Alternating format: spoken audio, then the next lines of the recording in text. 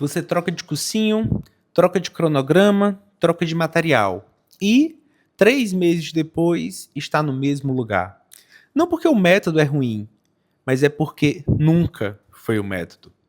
Fala, meu povo! Eu sou o Ian Walter, professor e promotor de justiça no Piauí, e esse é o Tecendo Cash, o podcast em que a aprovação não é um salto, é uma construção. Eu fui aprovado no Ministério Público em 2019, depois de alguns anos tentando entender o que se separava quem avançava nas provas de quem ficava patinando nos concursos. Percebi que não era talento, não era apenas horas de estudo, era a falta de consciência do processo, a falta de consciência do que estava sendo feito. O Tecendo Cash nasce dessa convicção de que tecer a aprovação no MP é necessária ser feita fio a fio. E é isso que a gente vai fazer aqui, episódio por episódio. Nessa primeira temporada inteira, vamos nos dedicar ao material que eu acabei de publicar, o Tecendo a Base. É um livro sobre os fios que sustentam a preparação eficiente para concursos jurídicos. Nessa temporada, eu vou te entregar aquelas 6 ideias que eu considero as mais importantes do livro, uma por episódio. Hoje, eu quero costurar com você a primeira delas, e talvez a mais subestimada de todas, o diagnóstico antes do método.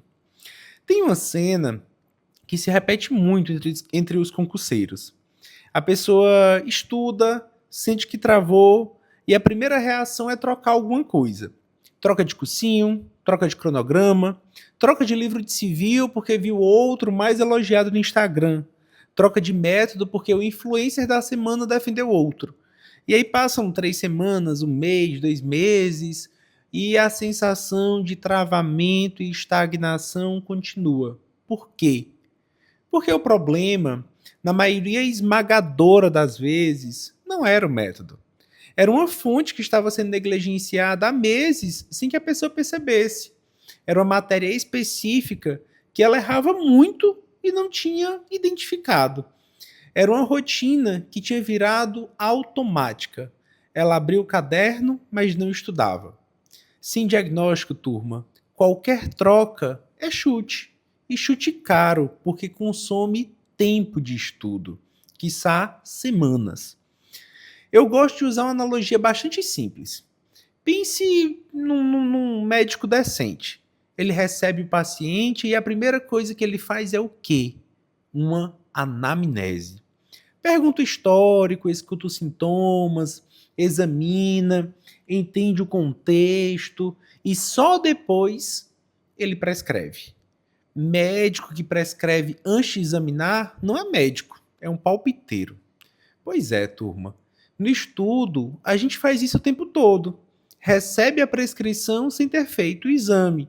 Vai atrás do método aprovado X, do cronograma do aprovado Y, da técnica do aprovado Z, sem ter parado nenhuma vez para fazer nossa própria anamnese a respeito do nosso processo, do nosso estudo. E aqui tem uma coisa que eu preciso deixar dita logo neste começo, porque ela atravessa esse episódio inteiro e o livro inteiro. Não existe um único caminho para a aprovação. Quem te disser que existe não está sendo honesto. O que existe são possibilidades. E o que você vai fazer na sua preparação é descobrir dentro dessas possibilidades o que dialoga com a sua realidade, com a sua forma de aprender, com o momento em que você está na sua preparação. E, para descobrir isso, você primeiro precisa saber em que momento você está. Então, vamos àquilo que eu chamo de anamnese jurídica. Não é uma técnica complicada. É uma série de perguntas que você se faz, sozinho, com calma, com papel e caneta. No papel, eu sublinho isso. Não é coisa que se faz mentalmente, em 2 minutos no caminho do trabalho, tomando banho, lavando a louça, não. A resposta só ganha força quando é escrita. E não é coisa que se entrega para ninguém. Não é para mentor, não é para grupo de estudo. é espelho. Você está respondendo para você. As perguntas, elas se organizam, eu divido elas em alguns blocos. Eu vou passar por elas bem rápida, de forma bem rápida mesmo. Você acha todas elas no capítulo 1 do Teste da Base, mas eu quero que você sinta o tom delas. O primeiro grupo de perguntas diz respeito ao contexto.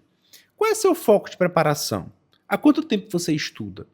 Qual é a sua disponibilidade real de horas por dia, durante a semana e no fim de semana? Essa rotina é consistente ou ela varia muito? Repara, já aqui a maioria das pessoas dá uma travada, porque a resposta honesta sobre disponibilidade é diferente da resposta que a gente conta para os outros. Segundo, rotina e fontes. Com que frequência você estuda lei seca? Com que frequência você lê jurisprudência? Ou ela fica para quando sobrar tempo, que não sobra nunca? Você resolve questões diariamente ou se esquece delas? Quais são os seus materiais hoje, matéria por matéria? Existe alguma matéria em que você não consegue nem identificar uma fonte principal que você tenha? Terceiro, e esse bloco é o que mais gente pula: corpo e mente. Você dorme bem? Faz atividade física?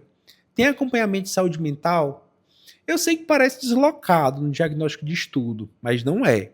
Nenhuma técnica do mundo segura a estrutura se o estudante não está inteiro. Quarto, trajetória em provas. Quais foram suas últimas provas? Quanto você ficou distante do corte? Em que matérias você teve mais dificuldade? Você já fez alguma segunda fase? Já fez prova oral? Como foi? E o último bloco, o mais difícil. O que você sente ser sua maior dificuldade? Diz isso no papel. Aquilo que normalmente você não admite com facilidade. Coloca lá. Quando você termina, você faz uma coisa: relê com calma o que escreveu. E preste atenção em três coisas: o que aparece repetido, mesmo em perguntas diferentes. Bem ali tem um padrão. Onde você foi mais curto, escreveu uma frase e passou. Ali normalmente tem algo que você não quis olhar. E que matérias você nem citou? Porque o que não foi citado é quase sempre o que está sendo negligenciado. Esse exercício costuma deixar à vista, em poucas folhas, padrões que estavam ali há anos sem ser percebidos. Quero te dizer uma coisa antes de fechar. Eu não fiz essa anamnese de uma vez só. Eu fiz muitas. Sempre que o estudo começava a render menos ou parecia estagnado, eu parava e me perguntava de novo: o que está funcionando? O que não está? Onde minha base está sólida? Onde está frágil? Onde estou vulnerável? Não é um marco que se atravessa uma vez e esquece. É uma volta que se faz sempre que o estudo trava. Cada vez que voltei a essa volta, antes de mudar a técnica, me poupei de trocas no impulso. Trocas que custavam semanas e raramente resolviam um problema real. Em síntese, antes de trocar de método de estudo, faça um diagnóstico sincero. Sem diagnóstico, qualquer escolha é chute. E um chute caro. E uma pergunta para você levar de reflexão: quando foi a última vez que você parou de verdade para olhar para a sua preparação como concurseiro, em vez de ficar olhando apenas para a técnica, para o método? A anamnese completa, as perguntas, o diagnóstico por resolução de questões matéria por matéria e como ler tudo isso está no capítulo 1 e no anexo 1 do nosso livro Teste da Base. O livro está disponível no link que segue este áudio e no próximo episódio a gente continua tecendo. Até lá, forte abraço.